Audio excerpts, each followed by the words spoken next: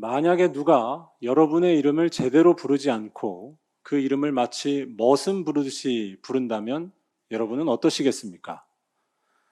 지금으로부터 120년 전 한국교회 최초로 목사 안수를 받으신 우리 감리교회의 김창식 목사님이라는 분이 계십니다. 김창식 목사님은 조선의 바울이라는 별명을 갖고 있을 정도로 아주 훌륭한 목사님이셨습니다. 그런데 선교사들의 기록을 보면 이 김창식 목사님의 이름이 조금 이상하게 적혀 있는 것을 볼 수 있습니다. 그의 이름은 김창식입니다.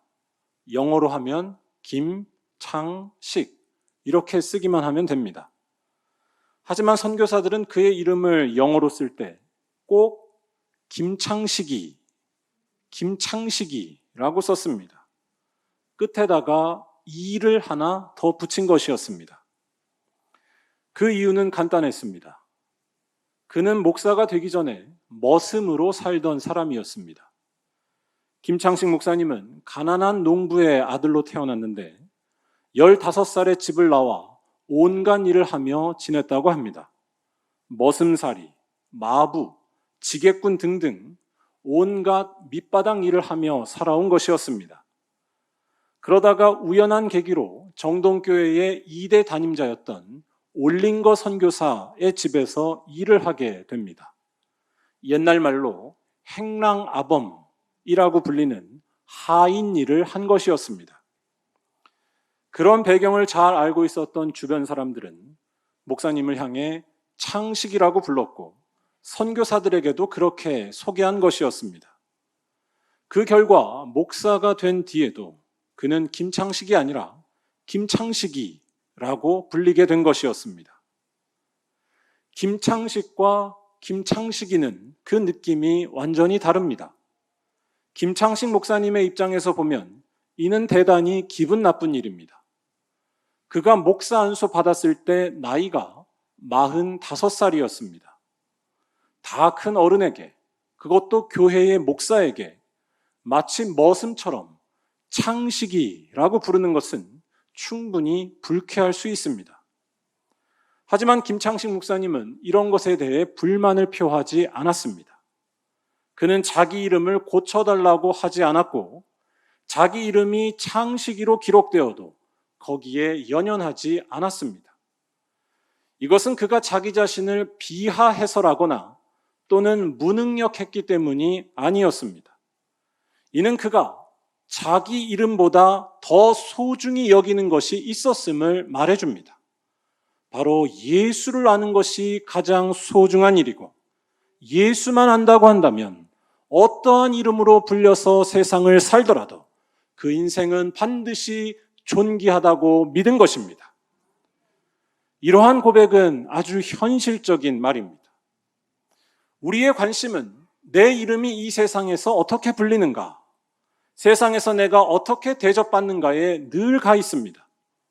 거기에 따라서 내 인생의 성패가, 행복과 불행이 결정된다고 믿으며 살아갑니다.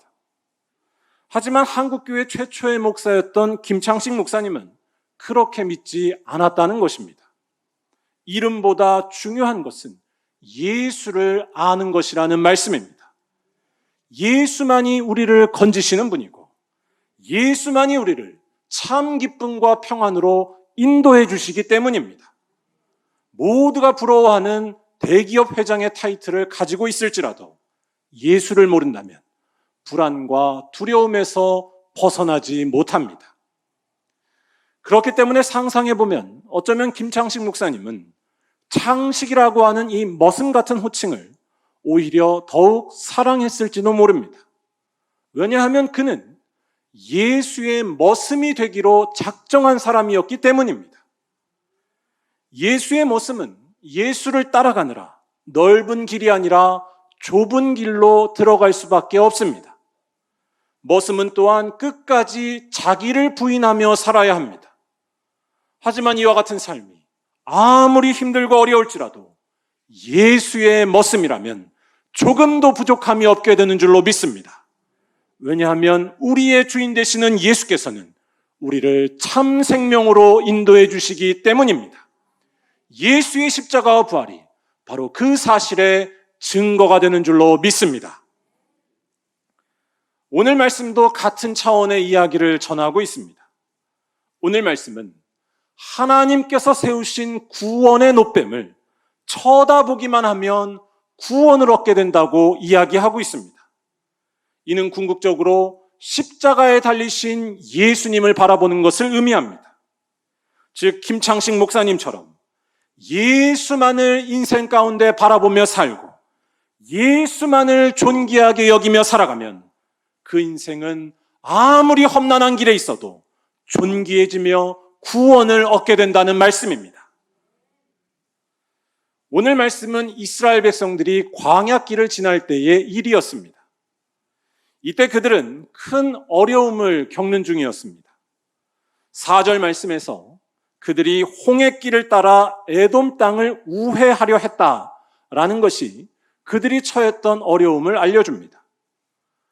홍해길을 따라 에돔 땅을 우회한다는 것은 간단한 일이 아니었습니다. 오늘 말씀 앞에 있는 말씀들을 보면 지금 이스라엘 백성들은 호르마라는 곳에 있었습니다. 호르마는 그들의 최종 목적지인 가나안에서 멀지 않은 곳이었습니다.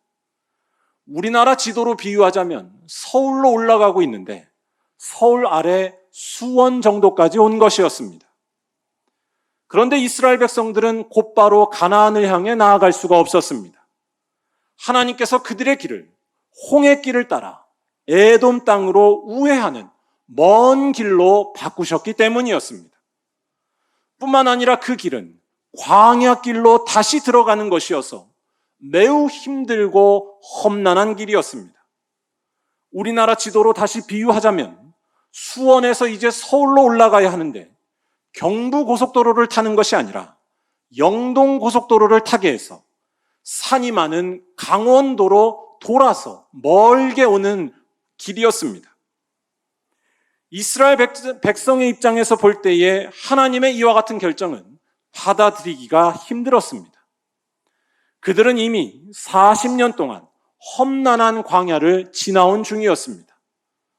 오늘 말씀 바로 앞에 있는 민수기 20장을 보면 오늘 말씀의 사건이 있기 전에 아론이 죽었다는 사실이 나옵니다. 그런데 민수기 33장 38절을 보면 아론이 죽었던 이때가 이스라엘이 애굽을 빠져나온 지 딱 40년이 되는 해였다라고 기록이 나와 있습니다. 여러분, 40년이라는 시간은 결코 간단한 시간이 아닙니다. 우리가 지금 코로나로 참고 지내온 시간은 고작 1년밖에 안 됐습니다. 이렇게 힘든 시간을, 아니 이보다 더한 시간을 무려 40년이나 지낸다고 생각해 보시기 바랍니다. 지칠 대로 지쳐서 모두가 한계에 다다를 수밖에 없을 것입니다. 더욱이 이스라엘 백성들은 그렇게 오랜 40년을 참고 지나와서 목적지를 코앞에 두고 있었습니다. 그런데 이와 같은 때에 하나님께서는 가나안으로 곧바로 들어가게 하시는 것이 아니라 먼 홍해길을 따라서 멀리 돌아가게 하시는 것이었습니다. 여러분 같으면 이때 가만히 있으시겠습니까? 이것은 참을 수 없는 일입니다. 그래서 4절 말씀은 이때 이스라엘 백성들의 마음이 상했다라고 표현하고 있습니다. 마음이 상했다라고 하는 이 말은 마음의 상처를 받았다는 의미도 되지만 정확하게 말하면 불안해졌고 매우 겁이 나기 시작했다는 뜻입니다. 새번역 성경은 이 말을 조급해졌다라고 표현합니다. 즉 광야길로 다시 멀리 돌아가면 죽을 것 같아서 불안해졌고 겁을 먹게 된 것이었습니다. 결국 이렇게 불안과 공포가 몰려오는 상황 속에서 이스라엘 백성들은 하나님을 향해 분통을 터뜨립니다. 5절 말씀에서 하나님과 모세를 원망한 것이었습니다. 그런데 이때 하나님께서는 이스라엘 백성들을 향해 심판을 내리십니다. 6절 말씀에서 그들에게 불뱀을 보내시는 것이었습니다.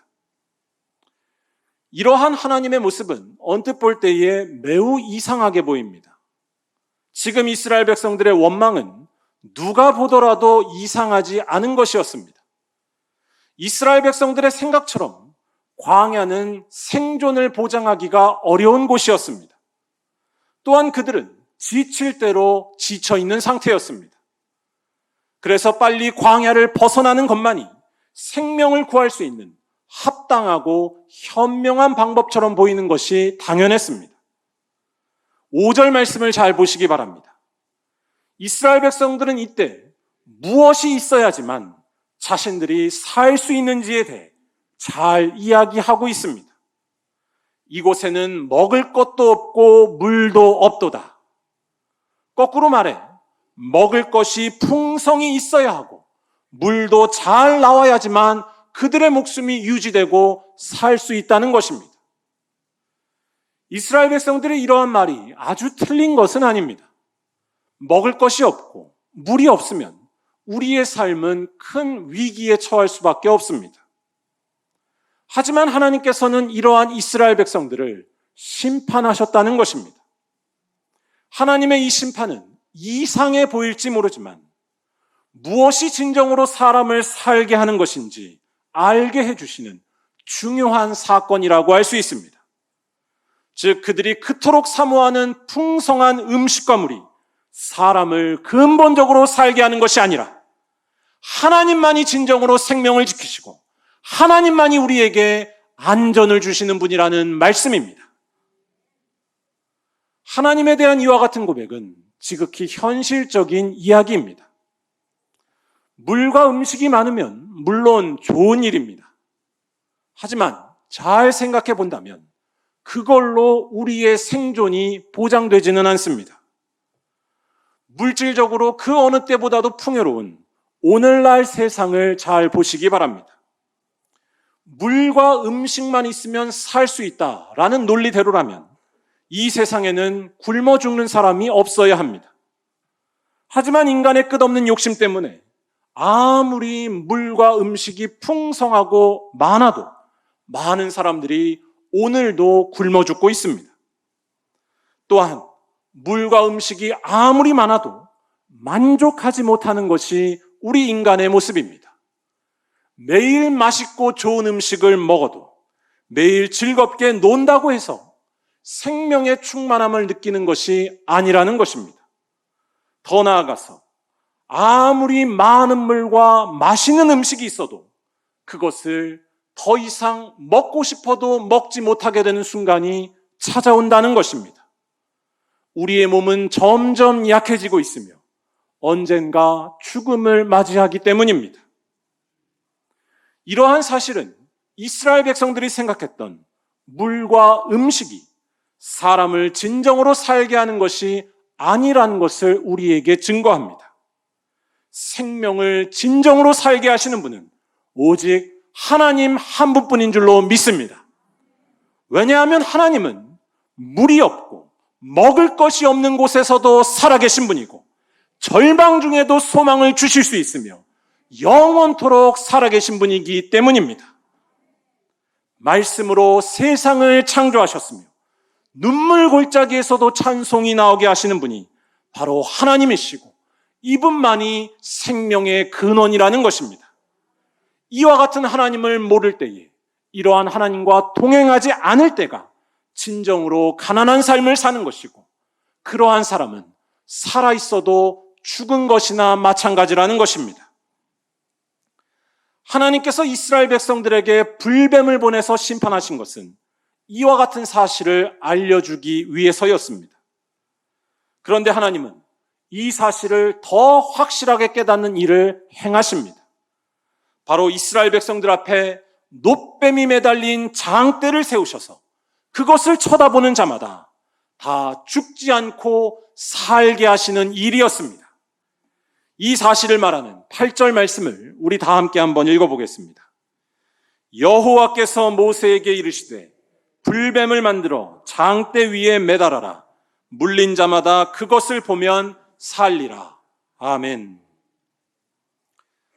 지금 이스라엘 백성들을 문 이 뱀은 불뱀이라고 나와 있습니다. 그런데 이 불뱀은 진짜로 불이 나오는 그런 뱀이 아니라 독사를 가리키는 말입니다. 독사에게 물리면 피부가 검게 변하는데 이것을 보고서 꼭 불에 타거나 그을린 것 같다고 해서 불뱀이라고 한 것이었습니다. 그런데 이러한 독사에게 물린 오늘 말씀의 이스라엘 백성들은 살아날 길이 없었다고 할 수 있습니다. 그들은 지금 아무것도 없는 척박한 광야에서 독사에게 물렸기 때문입니다. 더욱이 지금 그들이 독사에게 물리게 된 것은 하나님을 원망했었던 그들의 잘못 때문이었습니다. 자기 잘못 때문에 받게 된 할 말이 없는 심판이었습니다. 즉 지금 불뱀에 물린 이스라엘 백성들은 완전한 절망과 절대적인 죽음에 떨어진 것이나 마찬가지였습니다. 하지만 이러한 절망스러운 처지에 있는 이스라엘 백성들에게 하나님께서는 살 길을 열어주셨다는 것입니다.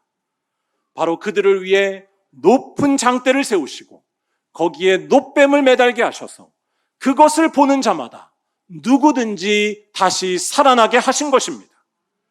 죄인을 용서해 주시고 죽을 자에게 생명을 주시는 은혜와 능력을 나타내 주신 것입니다. 그렇기 때문에 결국 장대에 높이 매달린 이 놋뱀에 대한 말씀은 바로 예수님을 상징한다고 할 수 있습니다. 십자가에 높이 달리신 예수가 바로 이와 같은 하나님의 은혜와 능력을 우리에게 주시는 분이기 때문입니다. 예수님이 바로 죽을 자에게 생명을 주시는 분이고 예수님이 바로 죄인을 의인으로 용납해 주시는 하나님의 놀라운 능력이 되는 줄로 믿습니다. 그래서 오늘 말씀과 평행 본문이 되는 요한복음 3장 14절과 15절 말씀은 오늘 말씀의 사건을 철저히 예수님의 사건으로 해석합니다. 우리 다 함께 이 말씀을 한번 읽어보겠습니다. 모세가 광야에서 뱀을 든 것 같이 인자도 들려야 하리니 이는 그를 믿는 자마다 영생을 얻게 하려 하심이니라. 아멘. 이 말씀에서 우리는 왜 예수가 우리들에게 이러한 영생과 구원을 주는지에 대해 그 이유를 잘 생각해 봐야 합니다. 예수님은 오늘 말씀에 나온 이스라엘 백성들의 생각처럼 먹을 것이 많기 때문에 세상을 구원하고 생명을 주는 분이 아니었습니다. 또한 예수님은 세상 사람들이 다 갖고 싶어하는 힘과 권력을 가졌기 때문에 이 세상을 구원하고 변화시킨 분도 아니었습니다. 예수님은 오히려 정반대에 있는 분이었습니다. 예수님은 가장 절망적인 자리에 있는 분이었습니다. 바로 십자가에 달리신 것입니다. 십자가는 이 세상을 변화시킬 아무런 힘이 없어 보이는 초라한 나무에 불과합니다. 하지만 그 십자가에서 하나님의 놀라운 구원이 일어난 줄로 믿습니다. 예수님의 십자가는 모든 죄인들을 속량하시는 하나님의 거룩한 어린 양의 죽음이었고 또한 예수님의 십자가에는 죽음을 이기는 부활 생명이 숨겨져 있었기 때문입니다. 그렇기 때문에 예수님에 대한 이와 같은 사실을 믿는 자에게는 새로운 삶이 펼쳐질 수밖에 없습니다. 우리는 하찮아 보이는 조건에 있으면 내 인생이 망했다고 생각하기가 쉽습니다. 하지만 예수의 십자가를 믿는 자는 그렇지 않다는 것입니다. 예수의 십자가를 믿는 자는 설령 삶의 위기가 찾아오고 물과 음식이 부족한 처지가 될지라도 자기 인생을 절대로 하찮게 여기지 않고 비참하게 여기지도 않는다는 것입니다. 아니 오히려 그때에도 감사와 찬양이 넘치는 삶을 살아갑니다. 왜냐하면 자신의 생존과 미래가 삶의 조건에 달려있다고 믿지 않기 때문입니다. 바로 십자가에서 부활하신 예수님만이 생명이라고 믿는 것이고 예수님과 함께할 때에는 언제 어디에서나 살아있다고 믿는 것입니다. 사도 바울은 이러한 그리스도인의 모습을 두고서 나는 죽고 예수로 사는 것이라고 말했습니다. 이 사실을 말하는 갈라디아서 2장 20절 말씀을 다 함께 한번 읽어보겠습니다. 내가 그리스도와 함께 십자가에 못 박혔나니 그런즉 이제는 내가 사는 것이 아니요 오직 내 안에 그리스도께서 사시는 것이라. 아멘. 무엇을 본다고 할 때 본다라고 하는 말은 여러 가지로 표현이 가능합니다. 오늘 말씀에서도 장대 위에 매달린 놋뱀을 보는 것에 대해서 말할 때 8절과 9절 말씀이 조금씩 다르게 표현하는 것을 볼 수 있습니다. 8절은 단순히 보면이라고 말하고 있고 9절은 쳐다본즉이라고 표현하고 있습니다. 쳐다보는 것과 보는 것은 비슷해 보이면서도 그 의미가 미묘하게 다릅니다. 보는 것은 단순히 보기만 하면 언제든지 쓸 수 있는 말입니다. 하지만 쳐다본다는 것은 주로 아래에서 위를 볼 때, 고개를 들고 위를 볼 때에 쓰는 말입니다. 단순히 놋뱀이 높이 달렸기 때문에 이렇게 쳐다본다는 말을 한 것으로 이해할 수도 있습니다. 하지만 쳐다본다는 말에는 보다 중요한 의미가 담겨 있습니다. 쳐다보기 위해서는 보고 있는 나 자신은 낮춰야 하고 보고 있는 그 대상은 높여야 한다는 것입니다. 즉 자기 자신을 낮추고 하나님을 간절히 높여드리는 것이 바로 쳐다보는 자의 진정한 모습이라는 것입니다. 그리고 그와 같은 자는 곧 구원을 얻게 된다는 것입니다. 이것은 예수님의 십자가 사건에서도 마찬가지였습니다. 예수님의 십자가를 그냥 보고 있던 사람은 많았습니다. 예수님을 버리고 도망간 베드로가 그러했으며 주변의 수많은 군중들이 다 예수님의 십자가를 그냥 보고 있었습니다. 예수의 십자가가 아무런 힘도 없는 무능력한 것이라고 여기며 무시한 것입니다. 하지만 예수의 십자가 앞에 무릎을 꿇고서 한없이 십자가를 쳐다봤던 자들이 있었습니다. 막달라 마리아와 사도 요한이 대표적인 사람들이었습니다. 그들은 십자가 곁을 떠나지 않았고 애통해하면서 예수의 십자가를 간절히 쳐다봤습니다. 그런데 그와 같은 그들이 부활의 첫 번째 증인이 되었다는 것이 성경의 증언입니다. 똑같은 십자가였지만 그냥 보고 있던 사람은 십자가의 능력을 누리지 못하였고 십자가를 간절히 쳐다본 사람만이 십자가의 놀라운 능력을 누리게 되었다는 것입니다. 이와 관련해서 우리들에게 큰 도전을 주는 귀한 그림이 하나 있습니다. 지거 쾌더라고 하는 독일의 화가이자 신부가 그린 예수께서 십자가에 못 박히심이라는 그림입니다. 이 그림을 보면 일단 당황스러운 느낌을 먼저 받게 됩니다. 그림의 제목과 달리 예수님이 그 어디에도 보이지 않기 때문입니다. 여러분이 이 그림에서 예수님을 찾으실 수 있으신가요? 이 그림에서 예수님이 보이지 않는 이유는 이 그림이 놀랍게도 예수님의 시선을 따라 그려진 것이기 때문입니다. 예수께서는 지금 바닥에 놓인 십자가 위에 발가 벗겨진 채 누워 계십니다. 누워 계신 예수님의 시선에는 하늘에 떠 있는 검게 변한 해가 보이고 있고 또 못을 받고 있는 로마 군병의 망치가 보입니다. 무엇보다도 그를 보고 있는 많은 사람들의 얼굴이 보입니다. 이때 예수님을 바라보는 이들의 얼굴을 잘 보시기 바랍니다. 어떤 이는 냉소적으로 비웃고 있고 어떤 이는 무관심하게 멍하니 바라보고 있습니다. 어떤 이는 잔인한 모습에 놀라서 그냥 얼굴을 가리고 있고 또 어떤 이는 호기심 가득한 눈빛으로 신기한 듯 보고 있습니다. 어떤 사람은 엄지손가락을 내밀면서 빨리 죽이라는 듯한 신호를 보내고 있습니다. 이 그림에 나와 있는 얼굴들은 사실 우리 모두의 얼굴이라 할 수 있습니다. 이 그림의 부제가 Seek my face, 내 얼굴을 찾으라 라는 사실이 이를 잘 말해줍니다. 예수 따라가면 고생만 하고 도움될 것 하나도 없다고 여기면서 예수의 십자가는 그저 종교적인 것으로 여기고 예수의 십자가가 아니라 세상의 넓은 길만 바라보려는 것이 우리들의 민낯이고 얼굴이기 때문입니다. 예수의 십자가는 그저 무관심하게 어쩌다가 호기심으로 또는 속으로 비웃으며 바라보는 것입니다.